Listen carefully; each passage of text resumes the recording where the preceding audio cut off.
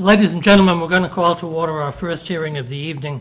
This is the application of Michael F. Modestino, the attorney for Magnosa 1983 Family Trust, which trust owns and operates the Milton Marketplace, which is located at 10 Bassett Street in Milton, and this property is located in a residency and business district. In 1982, in a previous case, number 1187, the board granted a variance to create the Milton Marketplace as a two-story shopping center with a second-floor restaurant.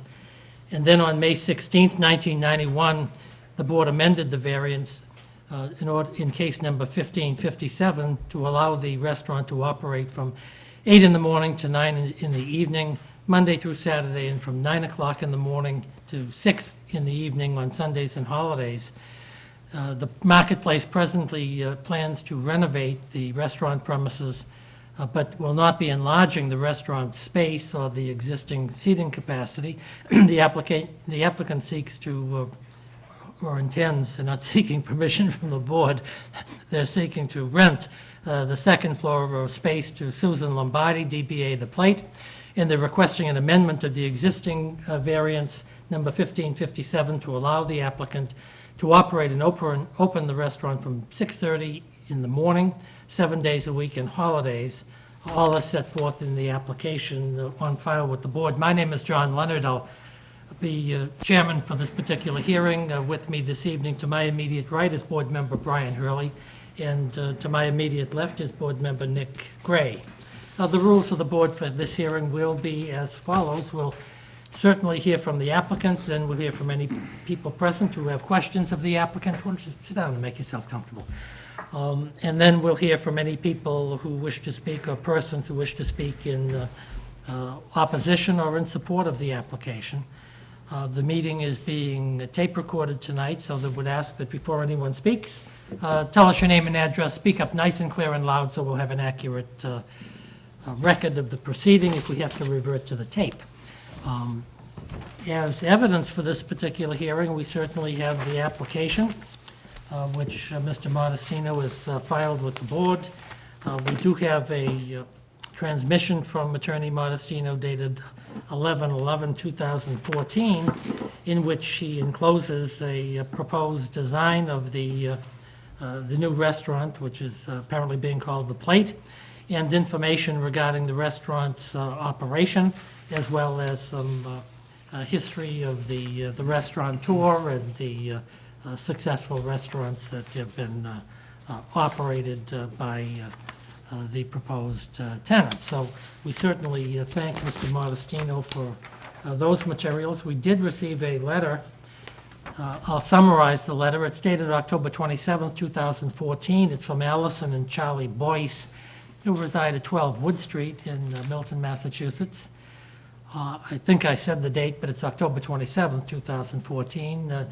Dear Sir or Madam, we're writing in support of the application of the trust for an amendment to the existing variance allowing the operation of a restaurant located in the second floor of the building. Our family lives 1 block from Milton Marketplace, like most folks in East Milton who are frequent customers of the businesses located there, especially the Fruit Center. The Magnosa family has been and continues to be not only exemplary business people, but great neighbors and good friends. Knowing that Magnosa's plans for their restaurant will only add to the vibrant nature of their outstanding business, and we wholeheartedly recommend approval of their application. Thank you for your kind consideration. So we thank Mr. and Mrs. Boyce for their kind letter in support of the hearing. I think that's the only communication we've received in support. We have no letters or comments presently in opposition to the application. So the applicant is being represented at the meeting by Attorney Michael F. Modestino of Braintree, Massachusetts, who's appeared frequently before the board on marketplace matters. So welcome back to the Board of Appeals, Mr. Modestino. We're delighted to hear from you. Yeah, Michael Modestino, representing the Magnosa 1983 Family Trust. The trustees currently being Mark Magnosa and Michael Magnosa. Vincent D. Magnosa passed away in March of 2014. The Marketplace Cafe had been in operation for some time, and it actually closed on September 21st The family felt that they couldn't run the business any further, and they have negotiated with Suzanne Lombardi, who's seated next to me on the right, who's a successful restaurant owner in Milton now. She owns a restaurant called The Plate on Central Ave. And as indicated by the materials that have been submitted, she would like to open the restaurant at 6:30 in the morning. The current permit allows the restaurant to be open at 8 a.m. in the morning.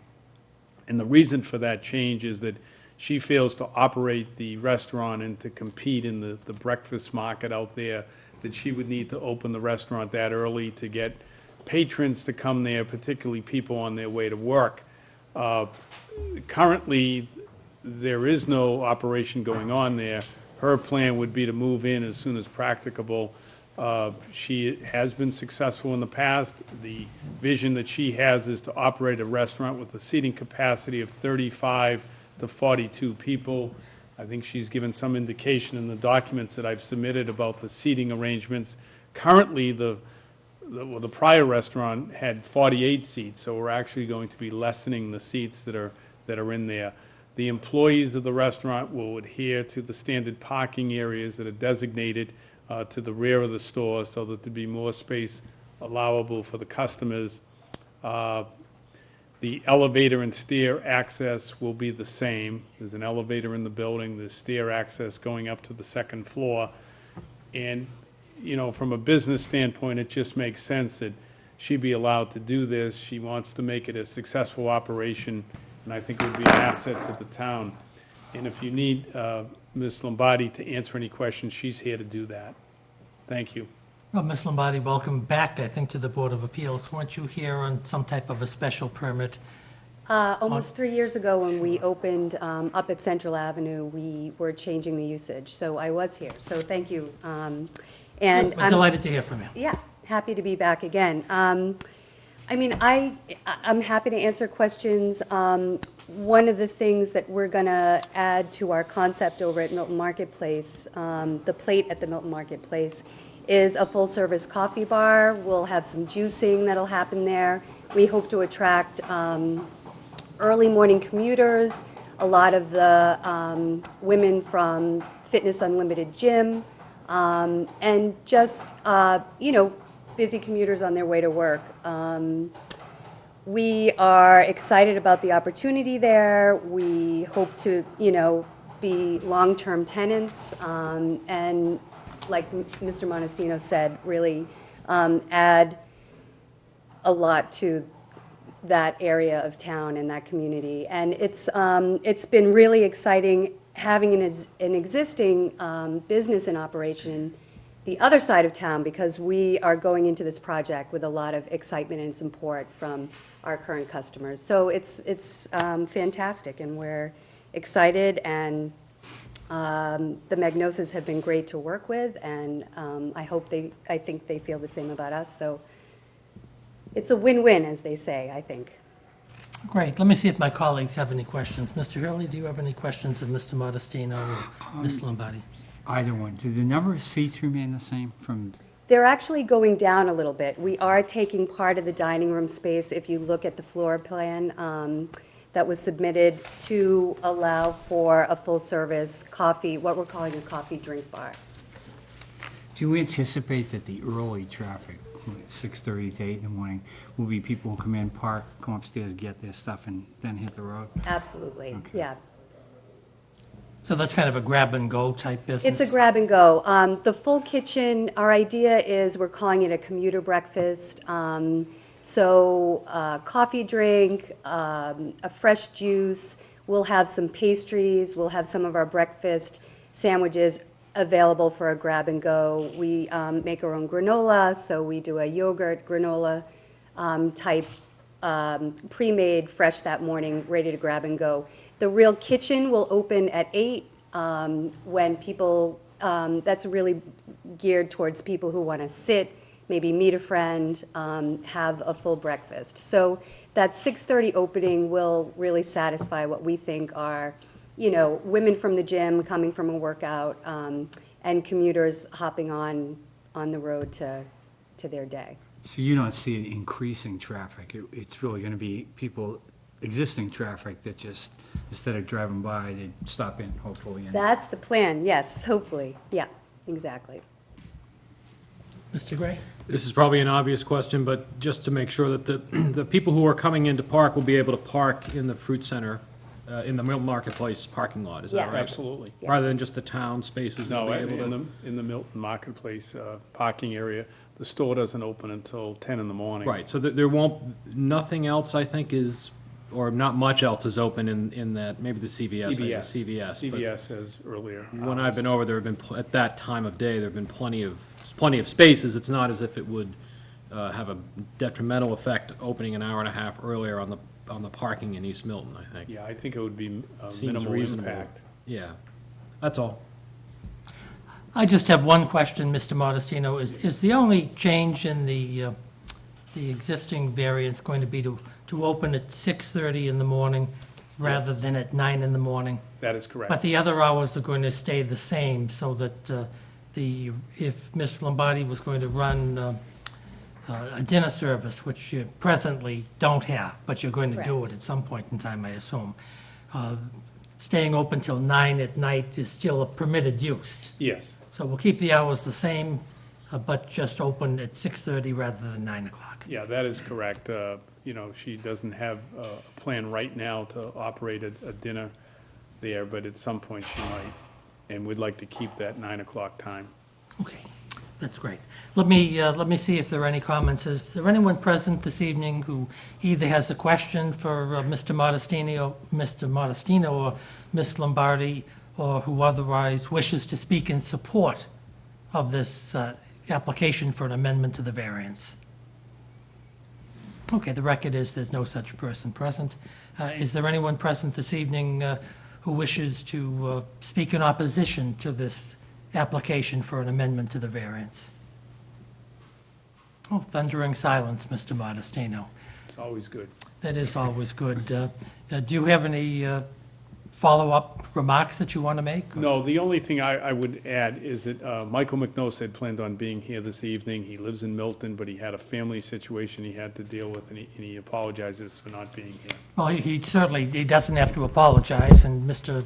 Mignosa is a steady fixture at most events before the board dealing with this particular establishment, which is in kind of a unique location and was created Yes.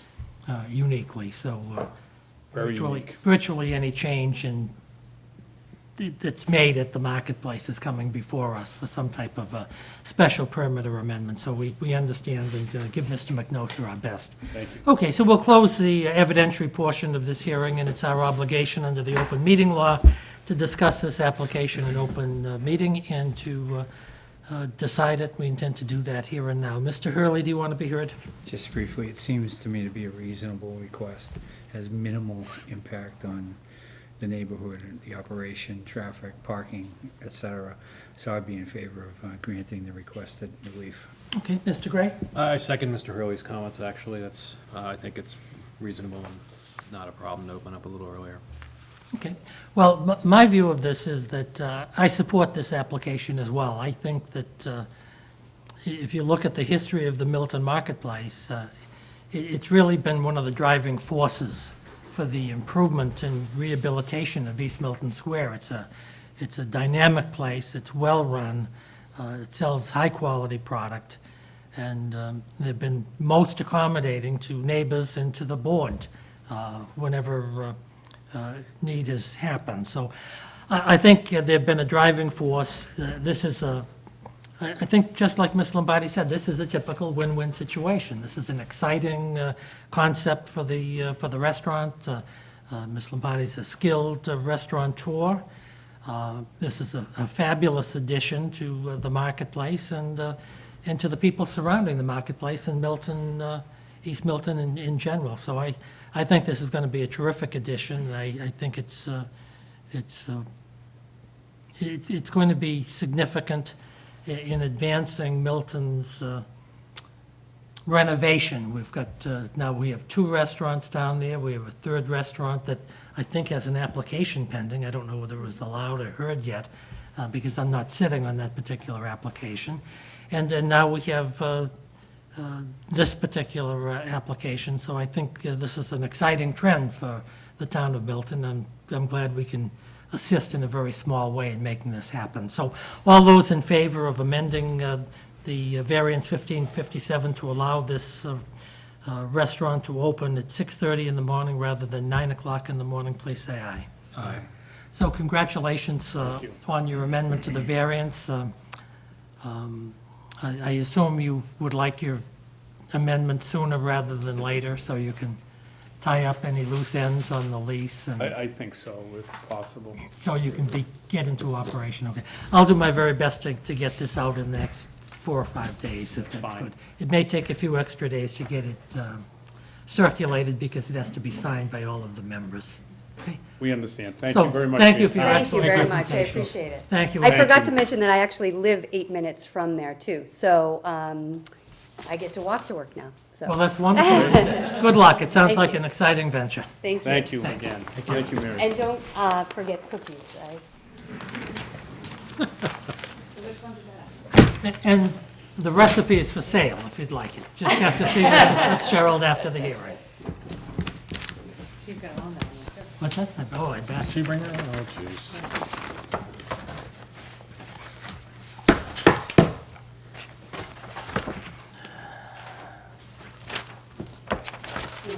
Okay, I'll write this one. Okay, that's fine. John, you got that one? Yeah.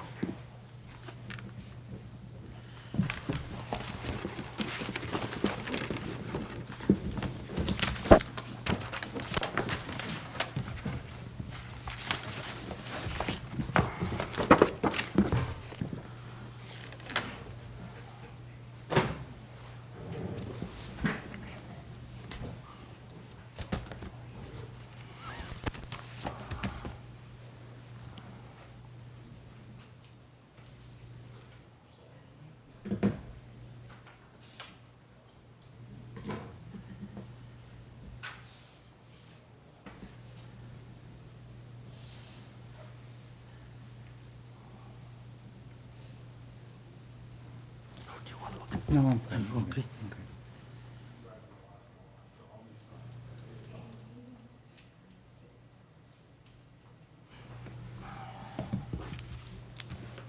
We all set?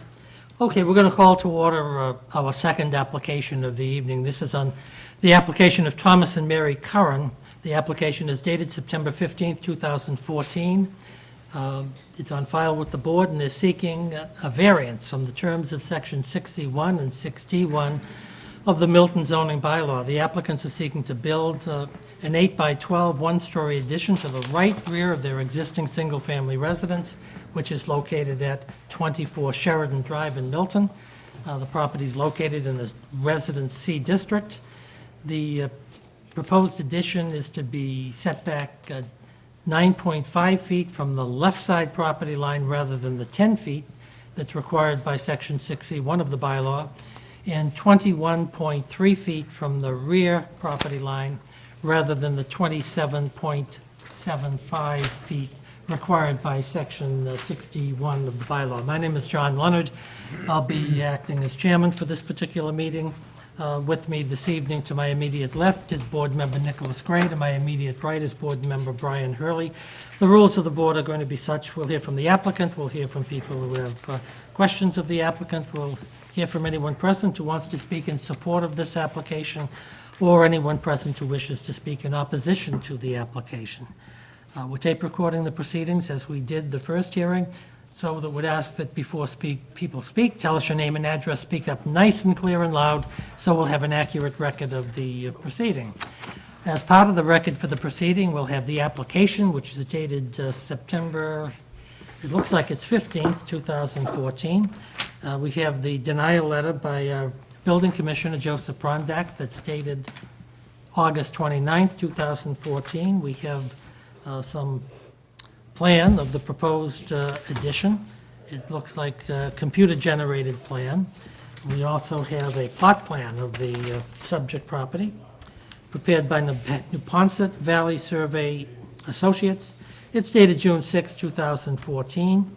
and it shows the existing property, the house on the property, the existing garage, and the proposed addition. So we thank the applicants for those documents. Who's going to be making the presentation on behalf of I the... will. My name's Thomas E. Curran. Great. Good. Welcome to the board, Mr. Curran. Whom do you have with you there? This is my wife, Mary. Go ahead. I'm Mary Curran. Good. Nice to meet you. Mr. Curran, welcome to the Board of Appeals. We're delighted to hear from you. Thank you very much. We would like to build it's a 8 by 12 story addition on the right rear of our residence, as you said, of the existing single family where we have right now. So it's in the right rear. It's a very small room that we're adding on to. The current existing addition is an odd-shaped, when you go out there out back, it's an odd-shaped addition. And, The plot, the land. yeah, the plot and the land itself is odd-shaped, and that's sort of the hardship here with us. If we, Why don't you describe the odd shape of the lot for the benefit of the people who are here and the Okay, you people can- who may be watching this on TV? yeah, you can try. If, from the front of the house, it looks as though it's a nice square lot, but as it comes around, from when you're looking at the front of the house to the left, it turns into more of an angle. It's like a pie-shaped lot. More like a Yes. pie shape, Okay. yeah. Okay. So why don't you tell us what's the purpose of the proposed addition? Well, the purpose of this is to make it a more functional room for us, and also to make it look, from the outside of the structure, to make it look like it belongs there. Currently, the room is short, as I call it, just a short outside room, and if it's extended the 8 feet, then it's going to look like it always was there. Okay. And what are you going to use the one-story addition for? It's going to be a family room. Okay. Is it extending the family room, That's or is correct. it just going to be its independent family room? Well, it's going to be an independent family room, but it's extending the one now. Okay, okay, great. Okay, and the addition, when it's completed, is it going to be the same type of exterior facade as the existing residence? Yes, it is. Mike Scully is doing the addition, so. Okay, and it's going to be the same color scheme and all of that? Yes, that's correct. Okay, great. Did you have an opportunity to speak with any of your neighbors regarding your I application? did. I have a form here with several signatures on it. Oh, great, a petition. Yes. Petition. Sure. Thank you.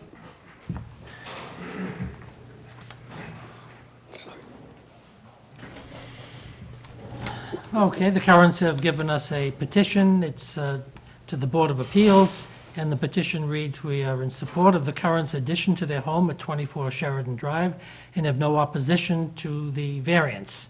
And it's signed by Paul, is it Iovino, who is at 16 Sheridan Drive, and he would be one of the neighbors most affected by the Yes. variance. And it's signed by Stephen Grandy. He's at 25 Woodchester Street, and his property is to the rear of your property, and he would be the other neighbor who's most affected by the variance.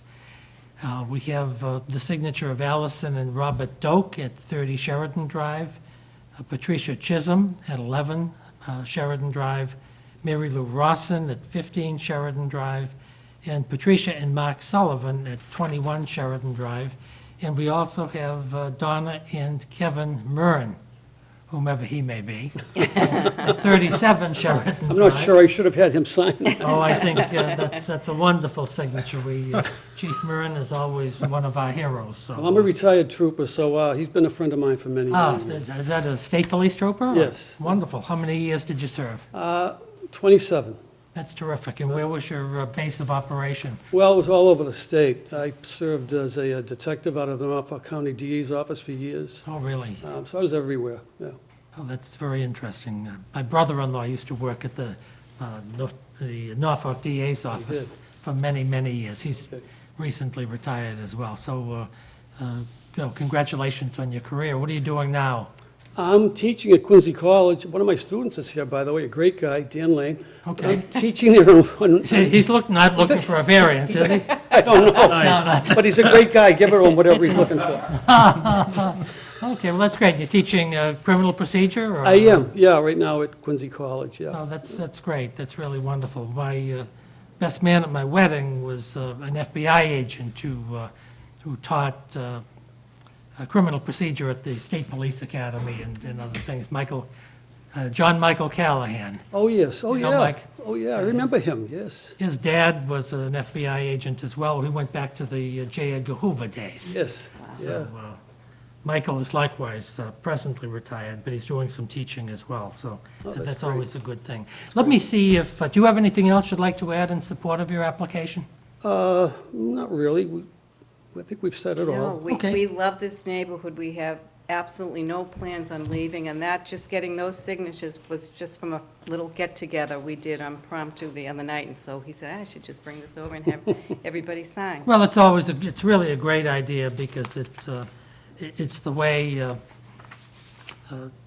highly competent lawyers like Mr. Corcoran, who just left the room, Yeah, they always get neighbors' assents and petitions, and it makes the life of the board a little bit easier. So, and I know it's a pain in the neck to get the signatures, but thank you very much for You're doing welcome. that. Let me see if my colleagues have any questions regarding the application. Mr. Gray? Not really, more of an observation, which is the main part of the house looks from the plan to be even closer to the lot line than your proposed addition. Yes. Is that Yes. Yes, right? that's correct. So this is, the existing house on the Uvino side is only 6.1 feet, but in your addition would encroach, would be 9.5, more than that, rather, That's correct. 9.5. So it's still farther away, right? And That's correct. I don't have any other questions. It seems fairly straightforward. Okay.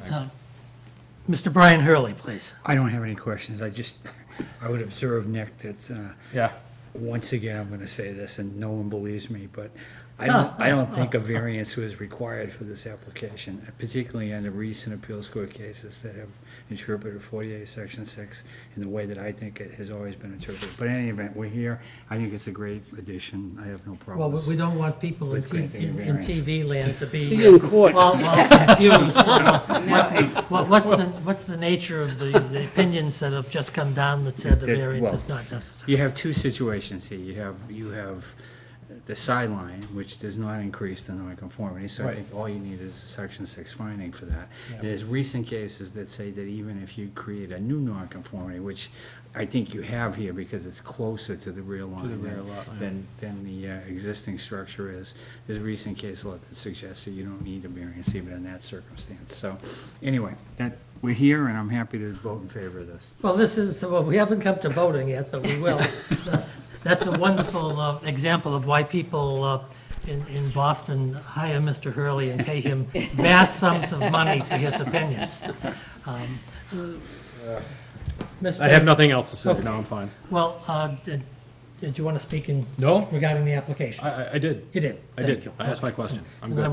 was just subsumed in Mr. Hurley's analysis of Erudite Section 6 analysis. findings. I'll have to go and read those cases tomorrow, but I know they exist.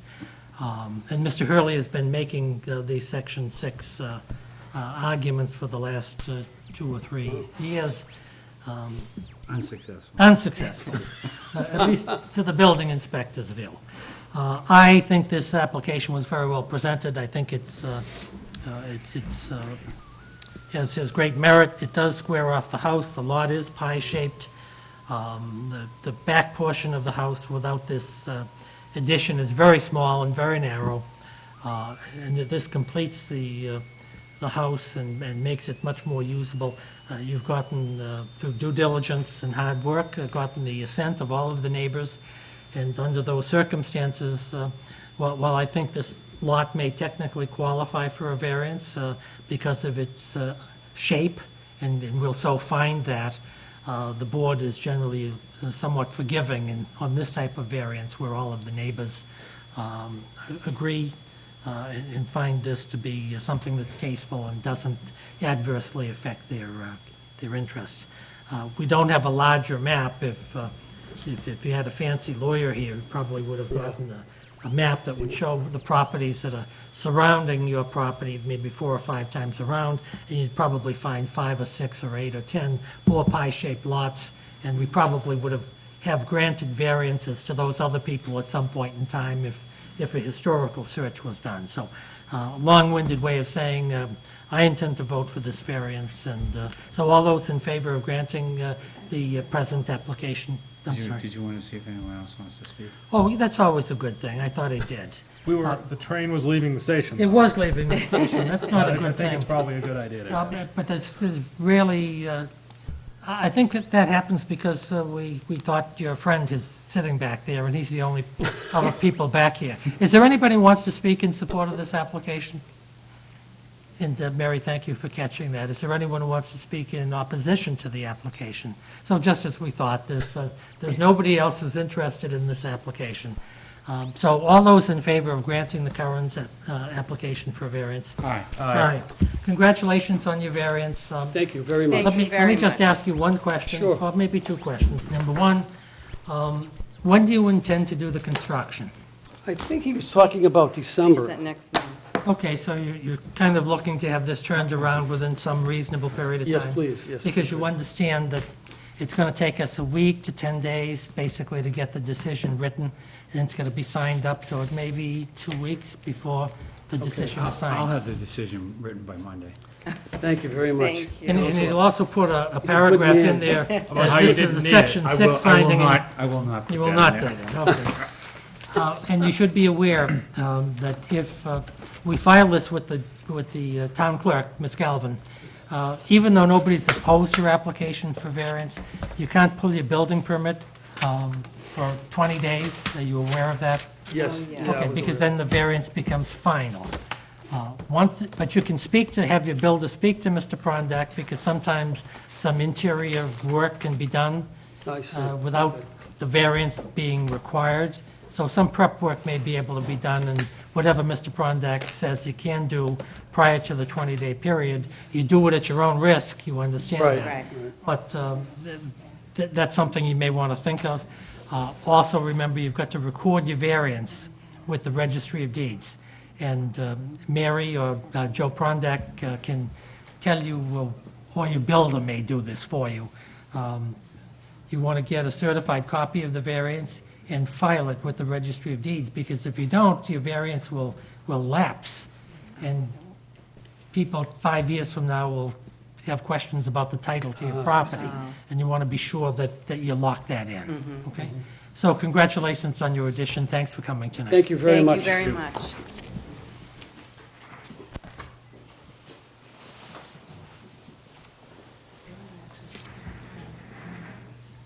I'm sorry?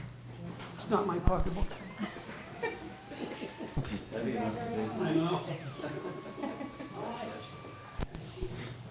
I vowed I wasn't going to say anything noteworthy on TV tonight, but once again, Well, I thought you were let airing myself down. No, but I'd be interested. You know the name of that presentation? I'll send it to you. Okay. It was the subject of conversation at the abstract club meeting, which I remember in good standing. In good standing. You made, Right. you're not There's an only office 100, there's sign. only 100 members that are allowed, so you only get in when people die. Oh, that's interesting. You know, I had to wait for some. Because by their standards, I'm young.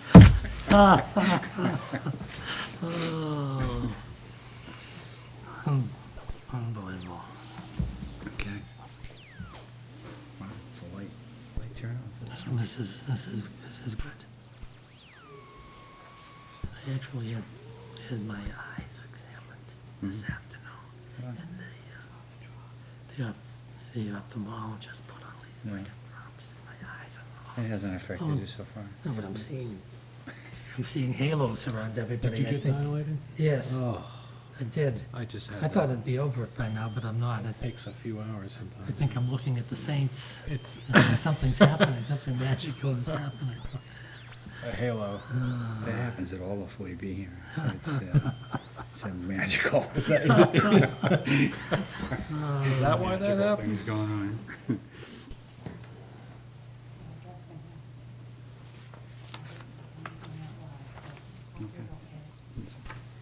Okay. Are we all set for our third hearing, Ms. Fitzgerald? Okay, we're going to call to order our third hearing of the evening. This is the application of Greg Carbone or Carboni? Carbone. Okay, Carbone. And you're not Greg Carbone? No, I'm No, okay, that's good. Dated September 24th, 2014, on file with the board, seeking permission to build a 675 square foot addition to the rear of the existing single-family residence at 83 Gulliver Street in Milton, which is located in a residential C district. The addition is 5.7 feet above the average grade when Section 5A1 of the zoning bylaw requires that new buildings and portions of new buildings be limited to 2.5 stories in any residential district. All is set forth in the application. My name is John Leonard. I'll be acting as chairman for this particular meeting. With me this evening is board member Brian Hurley, as well as, to my immediate left, board member Nicholas Gray. The rules of the board are just as they were at the first two hearings. We'll hear from the applicant or the attorney for the applicant. We'll hear from people present, if any, who wish to speak in support of the application or ask questions of Mr. Corcoran. And likewise, we'll hear from any person present who wishes to speak in opposition to this application. In addition to the application, we have the application that was filed. No, it's okay. We have a denial letter by Mr. Prondak, our building inspector, dated 9/17/2014. And we have a series of plans, well, including, looks like a plot plan, that's prepared by Neponset Valley Survey. It's dated June 26, 2014, showing the subject property and the existing residence and the proposed improvement. And we have a set of plans for zoning review purposes. They're dated May 27, 2014, by Spalding Tugas Architects. And regretfully, their print is so small I can't read where they're from, but maybe Mr. Hurley can do that for me. Boston. Boston, thank you. And we note that the applicant is represented this, right? Yeah. Okay. Is represented this evening by attorney Ned Corcoran or Edward J. Corcoran of Quincy, Massachusetts. So welcome back to the Board of Appeals, Mr. Corcoran. Thank you very much, Mr. Chair. Great to be here. Members of the board, I'm here with Denise Carbone.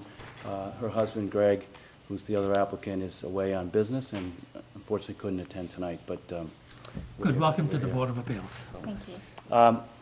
This is, the premises is at 83 Gulliver Street in Milton. It is one of those neighborhoods that was built substantially before the enactment of zoning. Although this house was built approximately 1940, according to town records, it's an older subdivision. Lots are smaller than standard. This is a lot, as you can see from the plot plan, that is 6,739 square feet, which is smaller than would normally be allowed under current zoning. And the first floor, because of the topographical change in the property, is the average grade of the first floor is above 4 feet. So to do any type of an addition with a 2.5-story dwelling over an unfinished basement, the unfinished basement unfortunately is counted as a story for purposes of the town's bylaw.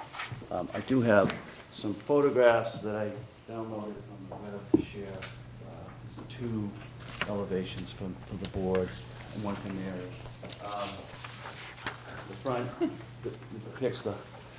depicts the house from the front, Gulliver Street, fairly standard looking, and the second is from the side, and you can see the side, from the side street, you can see how the rear of the house is substantially above the grade behind, so it creates the average grade.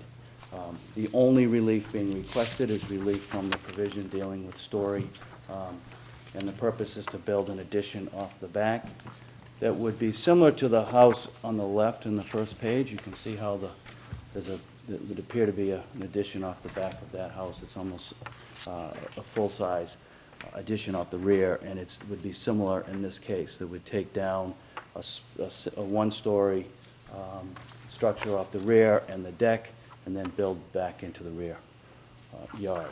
I would point out for the board's